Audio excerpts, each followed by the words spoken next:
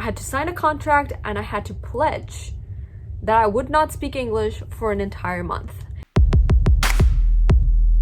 Hey guys, welcome back to my channel. I am very excited to be making this video because it's going to be a sort of story time video, and I'm going to be telling you about the 4 language programs that I've partaken in. They've all been massively different, so I want to talk about the nooks and crannies of each of the programs. I'm going to be talking about what the daily life was like. I am also going to be talking about how much it cost to do these programs. They were all massively expensive, but I will tell you how I got them at a very affordable price. For each of them, I didn't pay more, I would say, than 10%. For 3 of them, I didn't pay more than 10% of the price tag.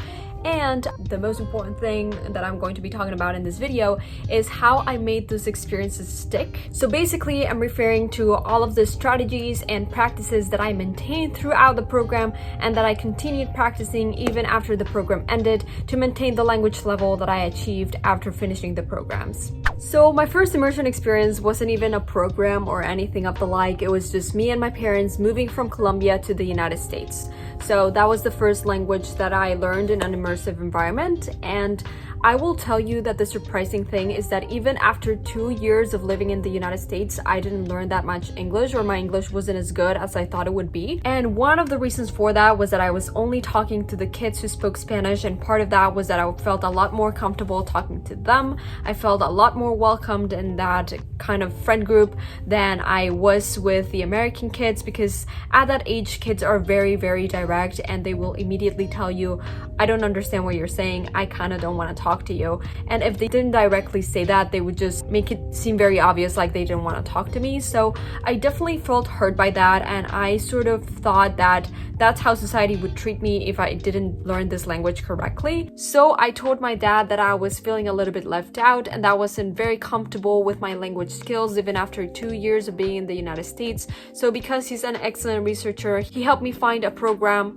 where I would be able to speak English 24/7, and that was basically a boarding school. Now, going to a boarding school for me was literally an insane idea. I had never heard of that. Aside from Zoe 101 in Colombia, we do not have boarding schools basically, or at least I've never heard of one. So I had very few references of that, and what I associated boarding school with was with problematic children who needed to be sent away. After looking a little bit into this school and going on its website and looking at all the courses and looking at photographs, I decided that it was an amazing program that I really wanted to go. And the problem was that it was incredibly difficult to get in. So one of the biggest roadblocks that I had to confront when applying to this school was that I had to take a test, and I was competing against native English speakers, so that was definitely incredibly hard. However, an ace that I did have up my sleeve was that I had an incredible tutor who told me this. He demanded a lot from me, and he said, if you want to get into that school, learn 100 English words a day. So that's where the idea for learning 100 words a day in your target language comes from. It comes from my tutor who helped me achieve my dreams, basically, my 13-year-old dreams. So thank you so much to him, and never ever ever underappreciate the power of flashcards. Now, one mistake I did make with the flashcards was that I was always writing them down on paper. The problem with that is that it was time consuming to make them, time consuming to organize them, and time consuming to even find them. So I really wish that I had a spaced repetition system at hand. Now, a lot of you have been recommending me Anki, and this have been my responses. As I said in the comments, I find Anki very unaesthetic and hard to use. So I was really glad when this company Smart Cards approached me. So because both Smart Cards and Anki are spaced repetition programs, you might be wondering what the differences are between the two.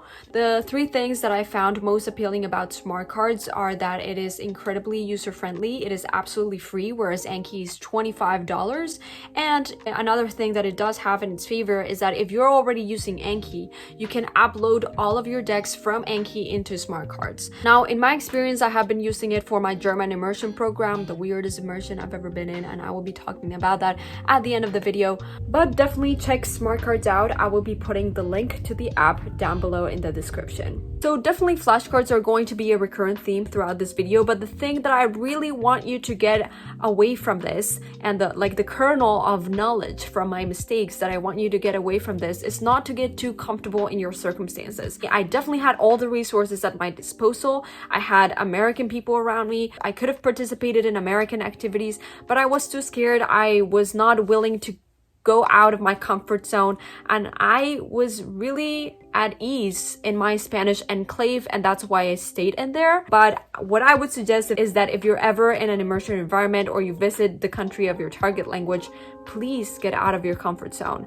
I had to get out of my comfort zone in the most drastic way possible. It was hard for me to, review 100 flashcards a day. I did have to limit myself in some sort of ways. I had my mind lasered focused on a goal, and that was to get into that school, and I was able to do it because I had goals and I was accomplishing them every single day, and I was being very conscientious and aware and intentional about my practice. And that was something that I failed to do in the previous 2 years, and that's why in that span of 6 months I made so much more progress than in the 2 years before that, where I was not doing the intentional practice. So definitely recommend that you do not get too comfortable in your circumstances. So one of the things that I did forget to mention was that when I applied to the boarding school and I got accepted, I was offered a financial aid package. That really depends on how much money your family makes and how much the school believes that your family is able to contribute. So one of the weird things about the United States is that the price tag, the thing that you see on the internet if you look something up,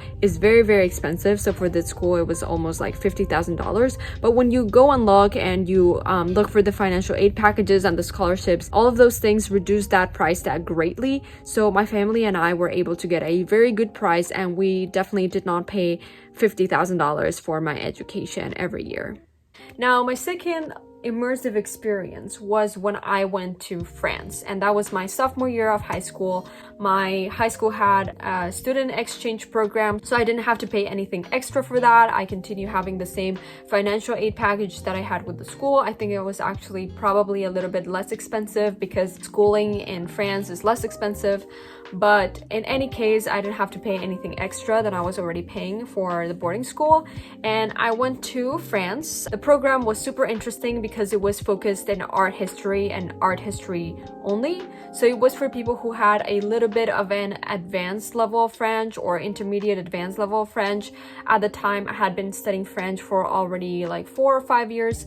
So that definitely helped a lot. And having my professors who did not speak English and the French family who also didn't speak English was very helpful because we were forced to communicate with them always in French. So the program basically consisted on waking up, eating breakfast with a French family. I often just ate with a French mother because she was the only one who ate breakfast in the house, and I was the only one who ate breakfast. My roommate didn't like breakfast. But then we would take the metro to the learning center, and at the learning center we had 2 or 3 classes, I can't really remember, but both of them were in art history or about art history. And then we would have a 2-hour lunch, which was incredible for me. I loved the fact that we had a 2-hour lunch because that was the time to explore the city. And after that, our teacher would tell us where we would meet. So every single afternoon we had a field trip and we would go to a different location. For the most part, they were museums, but we also went to hotels. We went to a cemetery. We went to, strangely enough, a cemetery. But it turns out that there's a lot of art and sculptures in cemeteries, and they're actually a public attraction in Europe. Who would have known? We would often leave at 5 or 6 in the afternoon, and then we would come back home. Obviously, we would have to transport ourselves taking the metro. So it was really fun because I learned a lot of personal responsibility. I had never been able to roam around free in a city, and I feel like I know Paris like the back of my hand. That is one of the best things that really happened to me, the freedom that I got from that program, and the accountability too, because I really had to be on time. I had to, figure the transportation system out. But anyway, aside from that, my French got exponentially better, obviously, because I was in a French immersion program. The problem was coming back to the United States and maintaining that same quality of immersion. That was the difficult part. And the way that I did that was by understanding, okay, how can I replicate that immersion that I had in France here in the United States in my tiny little town of Wallingford? So the way that I did that was by immersing myself a little bit more. At that time, I was taking baby steps because I wasn't huge in this language learning thing. I hadn't figured things out yet.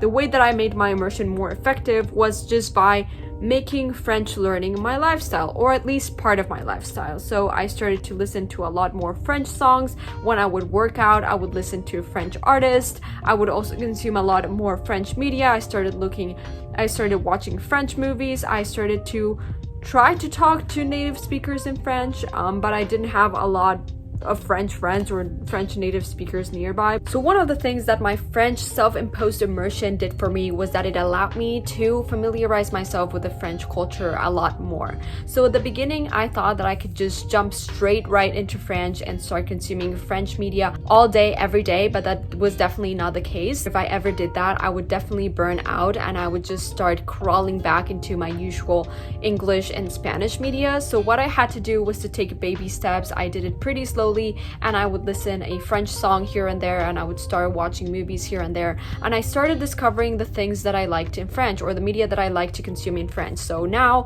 that it's been like, I think 5 years since that immersion program, and me being a lot more attentive in terms of the media that I consume and trying to make it a lot more French, I have discovered French YouTubers that I like, French singers that I like, French movies or directors that I follow. And now when I want to practice my French in a more chill way and relaxed way, I know where to go, I know what media to use, I know the things that I like, and I also don't see it as homework. I see it as watching TV or watching a movie, and I know that it's going to be something that entertains me and something that makes me happy. So it's literally like consuming English media or watching YouTube videos in English. I don't see it as homework, I just see it as a form of diversion.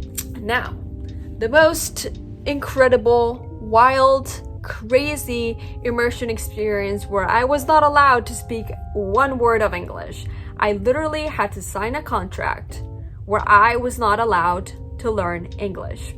I had to sign a contract and I had to pledge that I would not speak English for an entire month.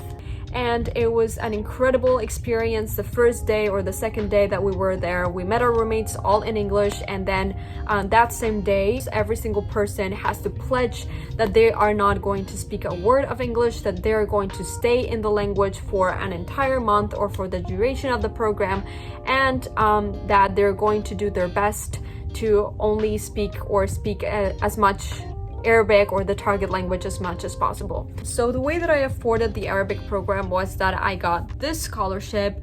Actually, a lot of the people in the program got it, and I also got financial aid. So with the scholarship and the financial aid, I didn't even have to pay for my plane tickets. Everything was paid for. The only thing that I had to pay for was my bag. So I paid like $25 to send my bag to Vermont, and that was it. So it was that program, which the price tag is actually $6,000, I only paid $25. So the program basically consisted on having 2 classes in the morning. They were actually pretty interactive. We were always jumping around, getting up, doing a bunch of activities, watching videos, watching movies. It was a really fun class, and after that we would have lunch. We would always speak in Arabic with each other. We would have to, otherwise they would tell you off and tell you that you should be speaking in Arabic. So at this point you might be wondering, well, how did you ask for words that you didn't know in Arabic? Like, for example, how do you say ba in Arabic? You wouldn't be able to ask that because that would be an English word. So the way that we would do it was charades. You would always have to play charades with the other person until they understood you. I know sounds like a lot of time, but in the end I thought that it was actually really fun, and it was kind of funny. I didn't have a problem with it at all. In the end we just ended up laughing, and if the other person didn't understand, well, then you would just like whisper it in English. but I think that most people just stuck to the pledge. Everybody was actually trying to learn, and after the lunch we would have clubs. So there was philosophy club and cooking club, and we had the knitting club. So definitely a bunch of activities for us to learn a lot of vocabulary that you wouldn't normally learn in class. So I absolutely loved that program, but I didn't continue with Arabic because I didn't take personal responsibility after the program ended and I went back home to my normal life routine. I didn't start watching like Arabic movies. I didn't listen to Arabic songs. So I basically lost most of the fluency that I had gained in the program, and I grew very frustrated with the language. So in the end, I decided to stop.